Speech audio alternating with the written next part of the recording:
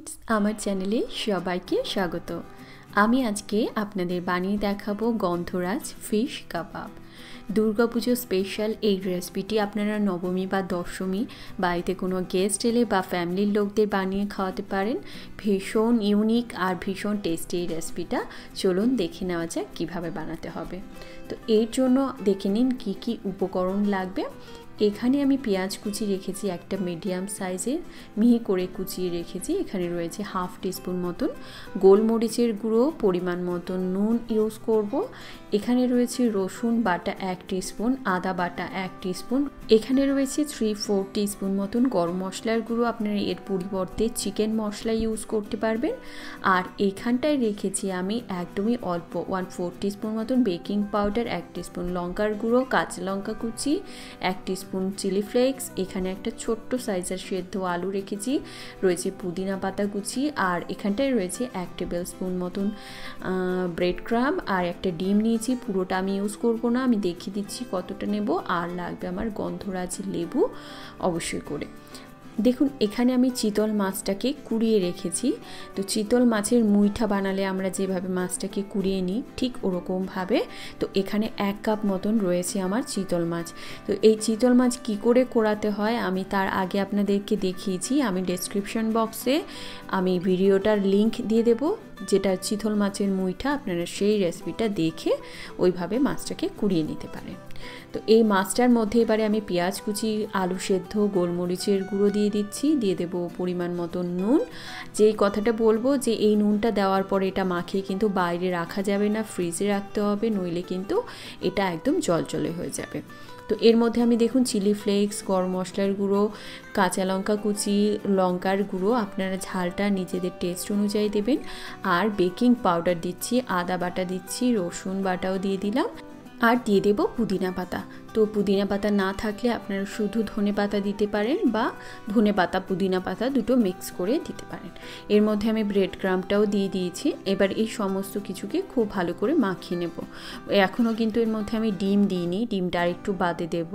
তো নুনটা দিলে মাছটা অনেক জলজলে হয়ে যাবে, ওই জন্য কিন্তু এটা মাখানোর পর আপনাদের সাথে সাথে করে নিতে হবে বা ফ্রিজে রাখতে হবে।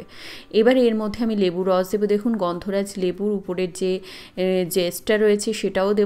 আর 1 চির মতন লেবুর রস এর মধ্যে দিয়ে দেবো। এতে করে খুব সুন্দর একটা গন্ধ হবে যখন এই কাবাবটা তৈরি হবে। তো এর উপরের সবুজ অংশটাই দিতে হবে, সাদা অংশটা এলে কিন্তু তেতো হয়ে যাবে। তো সেটা অবশ্যই খেয়াল রাখবেন। তো উপর থেকে এরকমভাবে একটু একটু করে দিয়ে দেবো।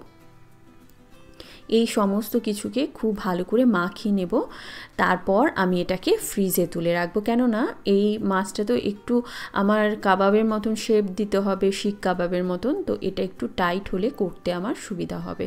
তো সেই জন্য এটাকে মাখিয়ে আমি রেখে দেবো। এবারে এই যে দেখুন ডিমটা যেটা রেখেছি, ডিমটাকে প্রথমে খুব ভালো করে ফেটিয়ে নেব। পুরোটা ডিম দেব না, তাহলে বেশি এটা নরম হয়ে যাবে, আমি শিক কাবাবের শেপটা দিতে পারবো না।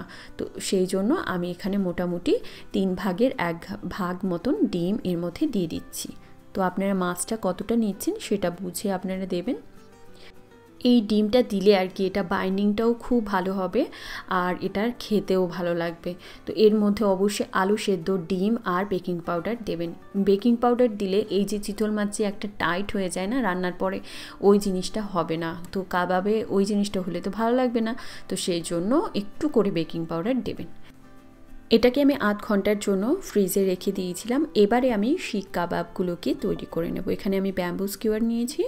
তো শিক কাবাবের মতন এর মধ্যে সুন্দর করে শেপ দিতে হবে। একটু তেল লাগিয়ে নিয়েছি যাতে করে হাতে না লেগে যায়।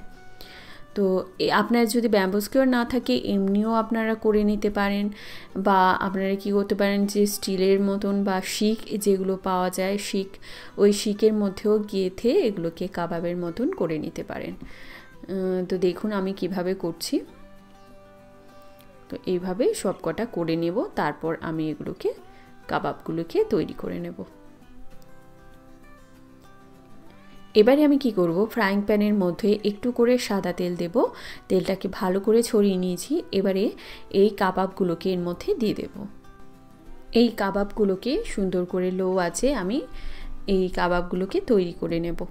আপনারা এই চিতল মাছ ছাড়াও ভেটকি মাছ দিয়েও কিন্তু এটা করতে পারেন। তবে আমরা সবগুলোই ভাবি যে চিতল মাছের মুইঠাটাই হয়, কিন্তু এই চিতল মাছ দিয়ে এত টেস্টি যে শিক কাবাব বানানো যায়, আপনারা এটা ট্রাই না করলে বুঝতে পারবেন না। তো সামনেই পুজো আসছে, তখন বাড়িতে গেস্ট আসে বা ফ্যামিলির লোকেদেরও আপনারা নবমী বা দশমীতে এই স্পেশাল ডিশটা অবশ্যই করে খাওয়াতে পারেন। সাইড ডিশ হিসেবে ভীষণ ভালো লাগবে। তো দেখুন এইভাবে আমি ঘুরিয়ে ফিরিয়ে এই শিক কাবাবগুলোকে রেডি করে নেব। নর্মালি তো আমরা চিকেন কাবাবই খাই, শিক কাবাব। তো আপনারা এই মাছ দিয়ে এই ইউনিক রেসিপিটা আপনারা অবশ্যই করে বাড়িতে করে দেখবেন, সবাই ভীষণ ভালোবাসবে খেতে। এটাকে অবশ্যই আপনারা গ্রিন চাটনির সঙ্গেই সার্ভ করুন, খুব ভালো লাগবে। তো দেখুন ভেতরটাও কতটা জুসি আর সুন্দর। তো বাড়িতে ট্রাই করবেন আর আমাকে অবশ্যই করে জানাবেন কীরকম লাগলো। আমার চ্যানেলে আমি দুর্গাপুজো স্পেশাল কিছু রেসিপি শেয়ার করছি, তো যারা আমার চ্যানেলটিকে সাবস্ক্রাইব করেননি করে রাখুন নতুন নতুন রেসিপি পাওয়ার জন্য। ভালো খান, সুস্থ থাকুন।